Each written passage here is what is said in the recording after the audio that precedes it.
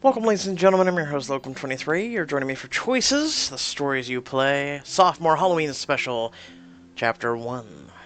Horror story, Stranger Than Fanfiction. Happy Halloween, Choices fans. Celebrate by joining the cast of the Sophomore for this special.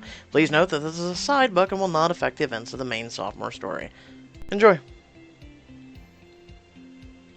Tutorial, change your look.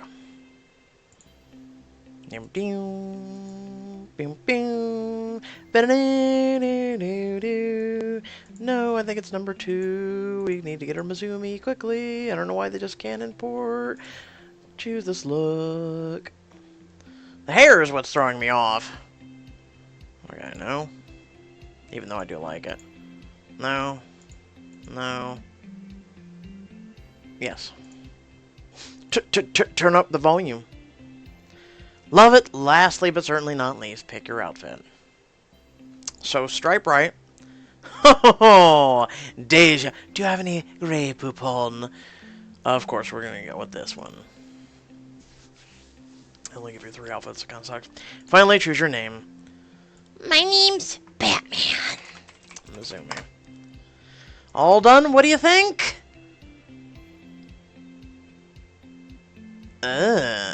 That does not seem like the Mizumi that I know. I know they changed the graphics and the faces a little. Hold on. There! Holy mother of Christ, I guess I skipped it. Okay, now pick your hairstyle. I wouldn't mind doing something a little feistier, but it's that one. And then finally, certainly but not last least, okay. There we go. I got our Mizumi back. Finally choose your name. Why can't you just import the shit? I was like, are you gonna... All done, what do you think? Just go. Ooh, a log cabin. Pitch black night parted as a pair of headlights fell upon an old cabin. Jack turned off the ignition, and his friends slowly disembarked from his van. Looks like we made it. Our weekend getaway.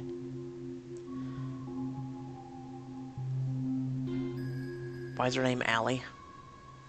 I don't know, a big creepy cabin in the middle of the woods, miles away from civilization. This feels kind of spooky. Chad crept up behind her, his football slung under his arm, and whispered in her ear. Maybe it's full of ghosts. I'm assuming that they just changed the names. I'm assuming that. Allie jumped and let out a gasp, and Chad laughed. He threw the football at Jack, who fell backwards with the force of impact. Ugh! Heathen? Okay. Chad, don't be a jerk. You're gonna exorcise the ghost, right? Yeah, boy! If there's one thing I know how to do, it's exercise! Oh, man. He raised his arms and flexed his biceps, then kissed one. Come on, bros, don't be chicken. We came here to, like, have a rad weekend, you know? Hell yeah. I don't know about the rest of you, but I plan on partying until I pass out.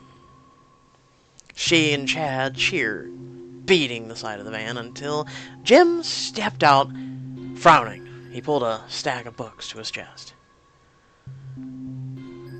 James?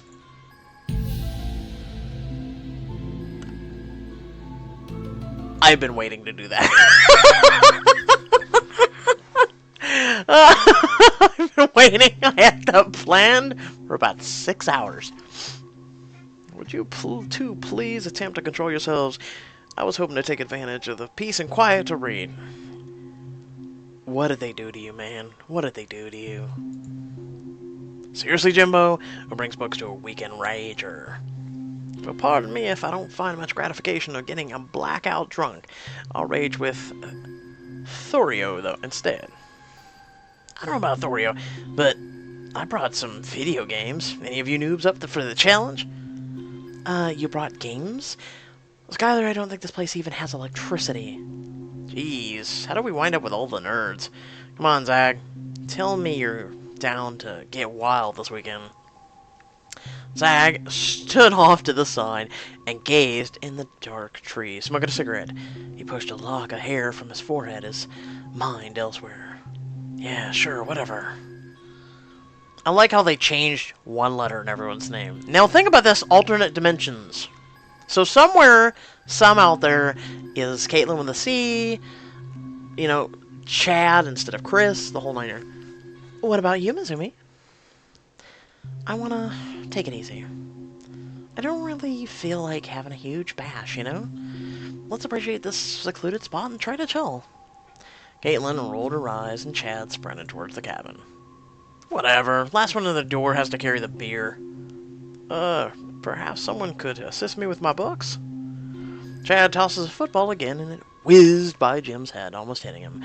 Startled, he drops his books. Oh, dude, you just got, like, totally pwned. I'm afraid I don't quite follow. Today's slang often eludes me.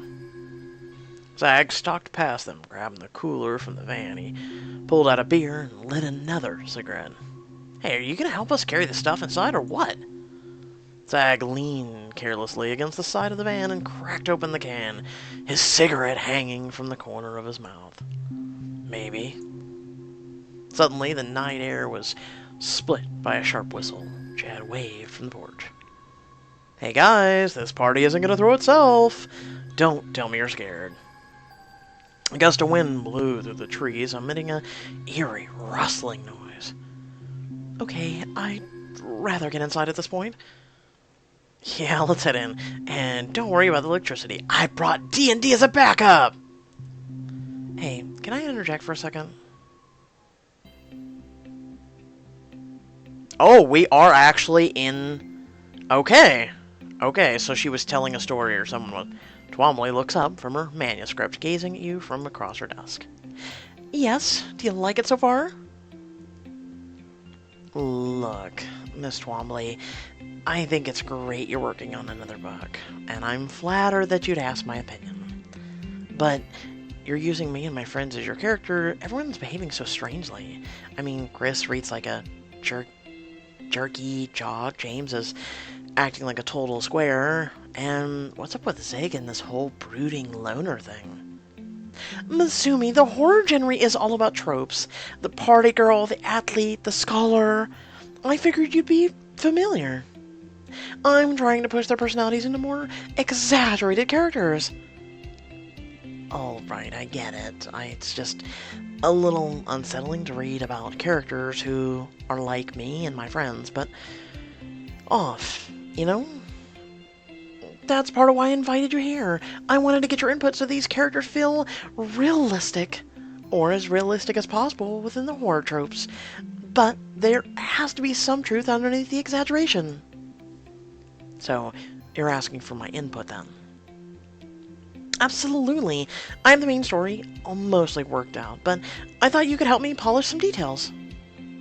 Sure, no problem. Why don't you start by giving me the rundown of what happens? Okay, so it's a basic slasher story. These students go to this cabin in the woods for a fun weekend and are killed off one by one. By a swamp monster! A swamp monster? That's what I said. You know, dripping, lumbering, stinky. Why? You don't like it? No, it's not that. It's just, your aim is to make a scary book, right?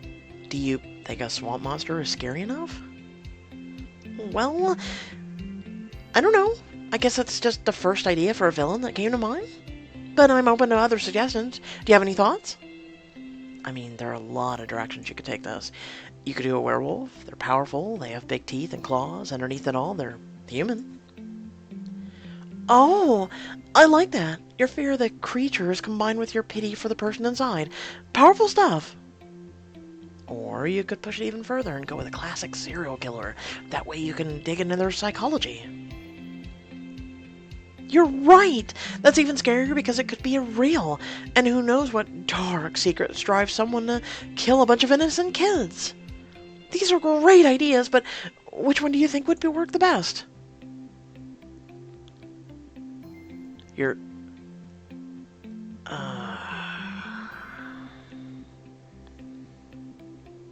You're gonna make me pay for diamonds for a special holiday event. Alright. I can't wait to do the diamond edition of this. At least we can pick serial killer then. Swamp Monster. I could see Swamp Monster if he has total control of the water. If he has total control of the water, I could see it. Like, imagine running the sink, and then all of a sudden, like, it starts backing up while the water's coming out, and then it starts getting, like, eerie, cloudy, and whatnot in the water. So you try and turn it off, it won't turn off, and then, like, instead of, like, you know, it just keep running, it literally, the water that's in the sink and continues to pour out is like his extended arm going through the water facilities of the place. Then again, the whole cabin in the woods is a horror trope in and of itself that is so exhausted. So we'll go Swamp Monster for now. Sometimes your first instinct is your best. Great! I won't have to change my draft then. Mizumi, I want to say that I really appreciate your input. If it's not too much to ask, could you read through my manuscript? I can give you a copy. There are parts that aren't fully fleshed out, and I feel you'd know the direction to take them. Sure, it's no trouble. Would you mind if I showed it to my friends? That would be perfect, actually. They might have valuable insight into their characters' motivations. Oh, and also, remind me who you're dating in real life, Mizumi. I got confused with all your mini-suitors. Why, is there a romantic aspect to the story as well? I'm just trying to stay true to reality. Oh, look, we can pick any of these. But you know my baby. Caitlin. Perfect, I got it right. She gathers up the stack of paper and hands it to you. Guard this with your life. Of course. I look forward to reading more, but it's starting to get late, so I should probably head home. Ah, yes. Don't let me keep you. Thank you again. You take the manuscript and exit the office, giving Twombly one last smile before you leave. Oh! Can we keep this year-round? Oh, this room would be so amazing. Oh, I'm in love. Later that night, you sit on your bed, reading over Twombly's manuscript. Just then you hear a knock on the door. Caitlin pokes her head in. Knock, knock. Who's there? Caitlin playfully squeezes your shoulder as she flops down next to you on the bed. You set Twombly's manuscript down, then wrap your arms around Caitlin. Are you excited for our Halloween party tomorrow? I have mentally been planning this party since we moved in. I'm guessing you're stoked too? My compliments on the decor. Yes, I agree. As she scans your room, her eyes fall on Twombly's manuscript. What's that? She reaches around you for her manuscript. It's, Caitlin pulled a container of glitter from her pocket and scattered it all over Zag and the cabin floor. Is this supposed to be me? You spelled my name wrong. Twombly asked for feedback on her horror novel. She changed the names, but I think you can guess the inspiration. At least I'm not Zag. And hey, it's cool that we're in a horror novel. Maybe they'll make a movie out of it. Personally, I think it's... I'm gonna go with pretty hilarious so far. I mean, from what I've seen. Hilarious. I was hoping it'd be terrifying. You mean you want to read all about our grisly deaths? Of course. That's what the horror genre is all about. This demands a dramatic reading. Ooh, this'll be fun. Let's see what happens next. Oh, are we serious? Are we seriously? We're gonna go... Okay, so this is like Deadpool style. We're doing a story and a story, and yet we're breaking the third wall. Or fourth wall. Fourth wall? Yeah, fourth wall. Mizumi entered the cabin with an armful of Jim's books to find Caitlin jumping on the couch and Chad shotgunning a beer. As you can see, this party is hopping already. Girlfriend? Caitlin jumped off the couch over to Mizumi, causing her to drop all of Jim's books. Sorry, Jim. He knelt to gather his books as Mizumi and Caitlin stumbled back into the wall from Caitlin's momentum. Oh dear. With her arms wrapped around Mizumi's neck, Caitlin lustfully kissed her against the wall. Oh, hello, girlfriend. Caitlin bounced on her heels and rained kisses down upon Mizumi's face, a tempest of passion and fervor. I need to get you alone right now. You know, this is awkward since Twombly wrote about this. This is so awkward. She spun around so suddenly that she knocked into Jim, who had finally gathered his books, and they flew out of his hands again. Oh, I'm really sorry, Jim. But you more than anyone should understand the call of the wild. Caitlin tugged Mizumi's hand and pulled her out of the front door of the cabin. Jim's voice followed after them. That is not what the novel is about. As soon as they were outside, Caitlin pounced on Mizumi ferociously, and they both tumbled to the ground. Let's hope nobody needs to get anything from the car for a while. If anyone's lurking in these woods, they're gonna get an eyeful. Caitlin and Mizumi didn't notice the sound of movement in the underbrush as they made out rapturously.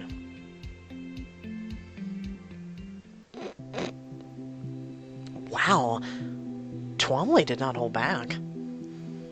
I guess she's still a romance writer at heart.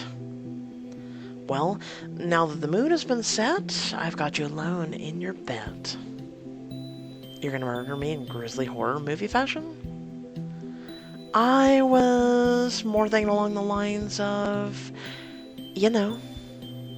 She picks up a plastic skeleton keychain from your bookshelf. Let's bone. Oh.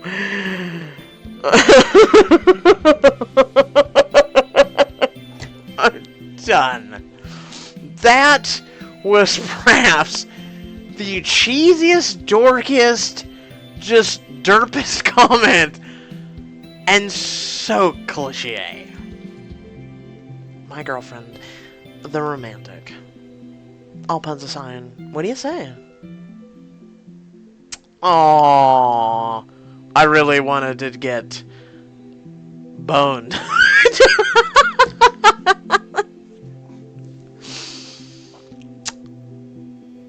Okay, I look forward to doing the Diamond Edition, I'm not gonna lie. That story kinda killed the mood. So didn't her pun. In a way, though, it's kinda cute, though. Caitlin swings the skeleton keychain. I guess I shall lay to rest my punny innuendos. You dork. You know I'd love to get you out of the used clothes some other time. Just not when I'm thinking about Twombly's idea of romance. You have a very good point. I'll let you read them. Why don't you stick around and read with me? Ooh, that sounds perfect. She kisses you on the nose and curls up against your side, planting a kiss on your cheek as you pick up Twombly's manuscript and continue to read. Could you imagine, though, Miss Twombly asking, how'd it go? Well, me and Caitlin got a little stuck on the romance scene, and she just eyes you going, I wrote good then. Ba-dunch. As the wind picked up, and God, that horrible just pun I just made. Oh my God, my lord. Nope, we're moving on. We're moving on. I'm not even elaborating.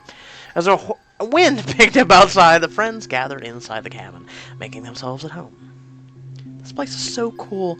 Let's move the furniture and clear a dance floor. She dove into a chair, knocking it backwards and revealing a wine-colored stain on the floorboards beneath. Is that blood? Forget it, man. It's probably like beer chili sauce. Wait, Chad, where'd your shirt go? He shrugged and scratched his golden abs, which rippled slightly with every movement. I don't know. It's hot in here. Excuse me, but are none of you even moderately concerned about this possibly sanguine stand on the floor? I'm sure it's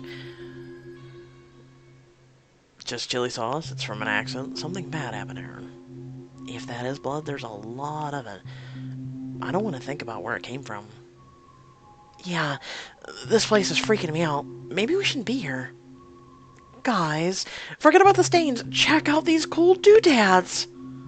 Caitlin gestures at a rack on the wall containing several rusty tools and shackles.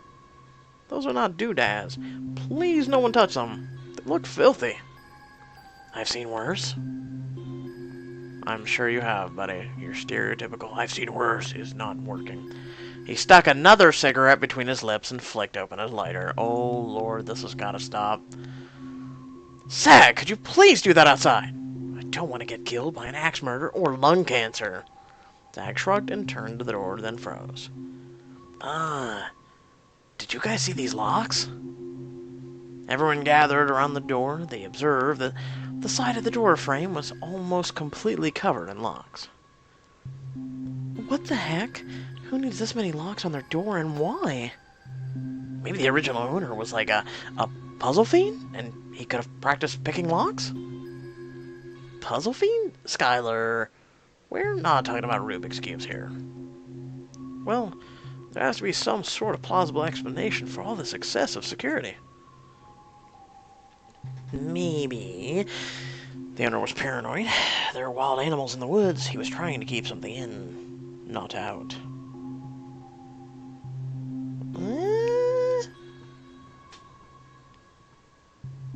Something in. I would have said something out. In or out, actually. More. So he has the shackles, which is interesting. Blood stain on the floor. And then all the locks on the door. But then the question is, are they just turn locks, or are they actually keys?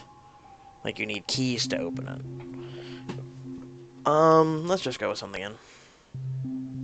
Mizumi, what are you saying? She's saying we're not alone in here. He lit a cigarette and Jack rolled his eyes. Enough about the door, bras and bralettes.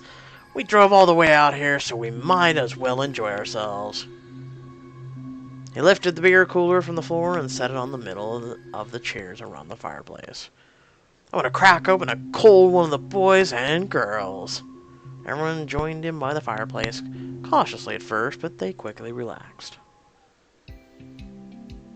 After a few rounds of beer and plenty of jokes, the room was filled with a mirth and laughter. I told her, I don't even have a horse.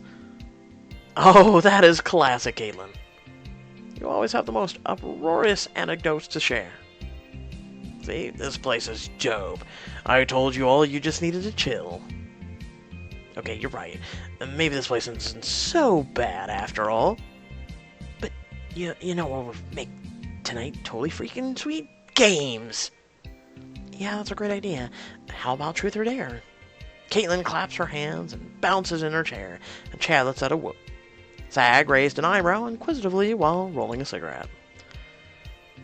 The cigarette cliche is getting old.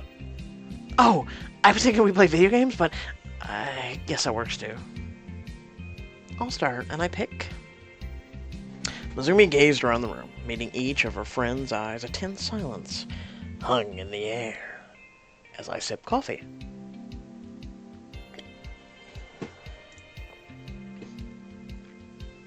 Jack. Who? Well, me? Yes, you. Now come on, truth or dare? Dare. Alright. I dare you to run all the way to the lake and back alone. Call that a dare? Easy peasy. And he was never heard from ever again. Because apparently horror tropes, everyone's an idiot. Jack stood, threw open the door, and sprinted out into the night. He's certainly got moxie, I must say. Damn, bro, I never knew Jack was such a beast when it came to truth or dare. Mizumi, are you sure that's a good idea? It's dark out, and we don't know what's in these woods.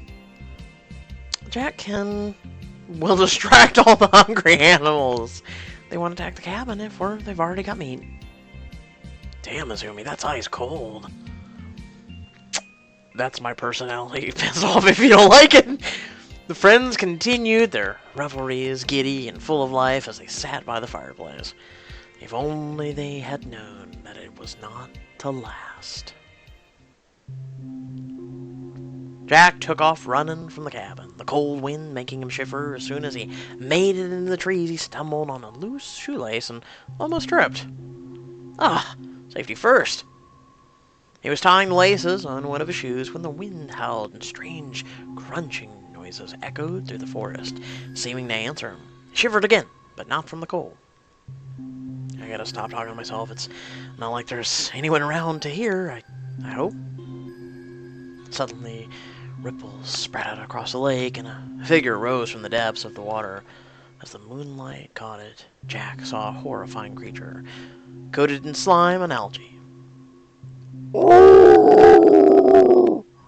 Ah! Jack ran back down the path towards the cabin, but he soon felt wet tendrils wrapping around his ankles, dragging him to the ground. It was as if the lake itself were sucking him in. Soon, all that remained of Jack was a single slimy shoe. Rip. After 10 minutes, Jack had still not returned. 15 minutes ticked by, then 20. You guys, I'm really worried about Jack. The lake's not that far, and he's been gone too long. Hey, chill! He's probably squatting naked in the bushes so he can watch us freak out. Why would he be naked? But what if your lover grunts beside you fast asleep? You look at the clock and realize it's past midnight. You reluctantly close the manuscript and then turn off the light, thinking about what you've just read before drifting into fitful sleep. What will happen in the next Twombly book? Keep playing Hartfield's horror story to find out.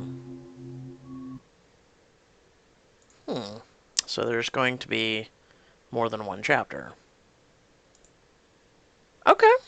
Alright. Because I was worried, because when I initially pulled it up, it said just chapter 1 of 1, and then if, like, you go to, like, this, it was, like, 1 of 2, and then it's, like, chapter 3 coming soon. So that was interesting. Okay. With that being said, I mean, it's a book that's horribly punny. It has its humor. Let's put it that way. It lightens things up. It gives a serious tone, but at the same time, we all know it's not real. Unlike the book from Freshman, where Caitlin was a vampire. Yeah, that one was very interesting. With that being said, I hope you all did enjoy. So we're completed for the next day or so. We do have a stretch. We do have Friday. I don't know if they're going to be releasing any new books out. Right now they're working on Endless Summer Book 3, just to let you know, so that will not be out this week. Sophomore right now is postponed for the Hartfield special. So, we've got Royal Romance, and what else? Oh, High School Story. So at least those two will be coming out on Friday. Now, they did talk about Rules of Engagement, Newlyweds. That's a book that they're working on, and that should be taking place of Rules of Engagement, Book 3, since that finale is up on my channel now. And then they're also working on It Lives in the Woods, which that just came out. And then they're working on something else. I forget what it was. I was going to... Oh, I came unprepared to this outro. But with that being said, I hope you all did enjoy. You know what to do. Also, head down in the description below. You can follow me on social media, or if you're feeling generous enough, you can support my content. There's a couple links for that. Also, I'm going to go ahead and include up on this video a little box that's to the letter, especially since it's October. I want to get back into it. I just want to make sure the fans want me to get back into it. I've already done parts 1 and 2. I'll link part 1 here, so you can dive into that if you haven't watched it. Basically, it is far superior to anything Pixelberry has done, especially horror-wise. So, It Lives in the Woods is fairly... I mean, it's getting there. You can tell they've progressed significantly since Braidwood Manor, but... the letter is, one, already a paid game. It's not an app, it's a paid game that uses actual voice actors aside from myself. I do the narrating, and then, voice actors such as a couple from Team 4 Star and their associates, other voice actors who are trying to make their way out in the voice acting area, such as myself. So really check that out. It's well done. I'm not saying that just because I've already done two parts of it, because it's very lengthy. It's very lengthy. I want to get into it, but at the time when I uploaded it, there just was not a lot of fans checking it out, and I really wish, please take a moment, check out my channel. I've added a little bit of variety on our channel. We got chapters. We've got Sweet Home is a brand new Sims app that's out. I enjoy it rather much. I've kept playing it every day since I did the first video. There's World of Warcraft, there's Heroes of the Storm, there's Overwatch, there's a lot of other games and stuff that I want to do that I've done. Just fans were not that. It seems people are more into visual novels, but specifically only Choices visual novels. And let me tell you, there's a lot of really good apps and stories out there. That aren't quote-unquote Choices clones. Everybody says Choices clones, Choices clones. I hate to break this to you, there were visual novel games before Pixelberry. So, just saying. Just because Pixelberry rose up in the ranks significantly quick does not discount a lot of those other apps and games specifically, like Detroit Becoming Human blows any and all visual novels out of the water, and especially decision-making apps. Even Telltale Games has nothing on Detroit Becomes Human. So, that being said, you all know what to do, and until next time, stay well, stay awesome, and I'll catch you all in the next video. Peace.